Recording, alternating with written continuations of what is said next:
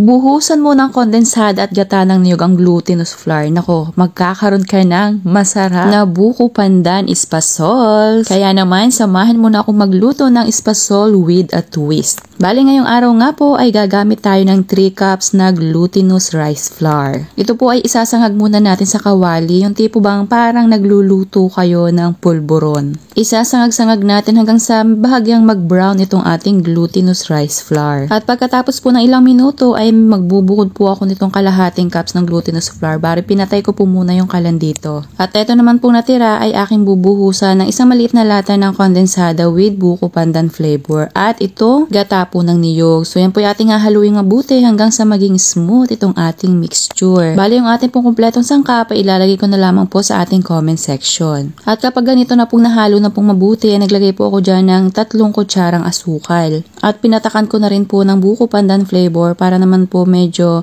mas maging matingkad po ang kulay nitong ating gagawin nga pong buko pandan espasol. At nung napaghalo ko na nga pong mabuti, ay saka ko po ulit binuhay dito yung kalan sa katamtamang lakas lamang po. At aalagaan nyo na po yan sa paghalo. Hindi nyo na po yan titigilan sa paghalo, lalo na nga't unti-unti na po siyang nagbubuo-buo. Ang medyo matrabaho lang naman po sa ganitong recipe ay ito nga pong paghahalo. Medyo nakakangalay po ng kamay. At siguraduhin po na katamtaman lamang po ang lakas ng apoy. So ayan, namumuo na siya pero hindi pa po ito yung ating hinahanap na texture dito sa atin nga pong gagawing espasol. Bali ganito po yung hinahanap nating itsura ng ating espasol. Kumbaga makinis na yung pinakang dough niya at talagang kumakapit na po siya dito sa ating sandok. At kapag ganyan na po, ay pwede nyo na pong patayin dyan ng apoy at pwede nyo na po yung hanguin. At dito nga po sa isa kong kawali ay nagbudbud ako nung inihiwalay natin kanina kalahating cup nung sinangag na glutinous flour at dito natin ilalagay yung ating nga pong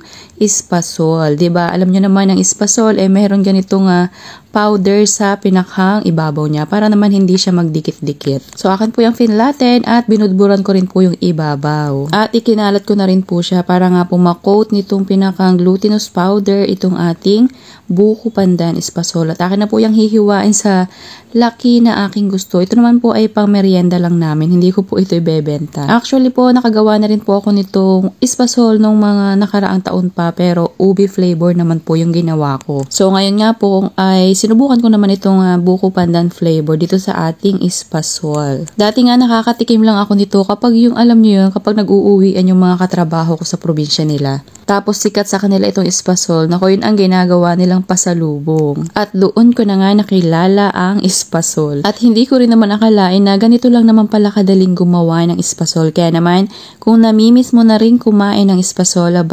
subukan nyo na po itong ating recipe. So sana nagustuhan mo ang aking recipe na buko pandan espasol. Thank you for watching. Serve and enjoy!